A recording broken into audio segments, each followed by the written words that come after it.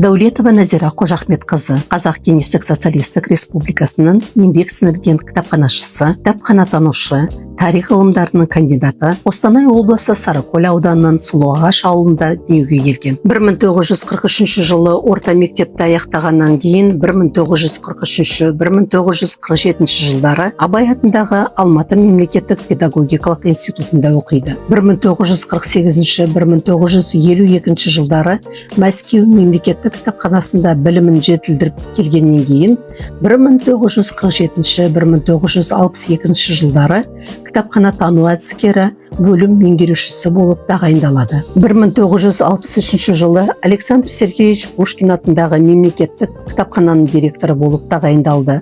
Және осы жерде 1987 жылға дейін 25 жыл бойы жемісті еңбек етті. Зейнетке шыққаннан кейін Назира Қожахметқызы Қазақ Кеңестік Социалистік Республикасының орталық мемлекеттік және Ғабит Мүсірепов атындағы мұражайларында басшылық қызметтер атқарды. Назира Қожахметқызы бірнеше рет үкіметтік марапаттармен және сыйлықтармен атап өтілді. Ол Ленин орденімен, неміс кеңес достығының алтын медалімен марапатталған жалғыз кітапханашы және құрмет белгісі орденінің Кеңестік социалистік республикалар одағының халық шаруашылығы жетістіктер көрмесінің алтын медалінің иегері. 1957 жылы Қазақ Кеңестік социалистік республикасының еңбек сіңірген кітапханашысы атағы берілді. Жерлесімізді мәңгі есте қалдыру мақсатында Сарыкөл аудандық орталық кітапханасына Назира Қожахметқызының есімі берілді.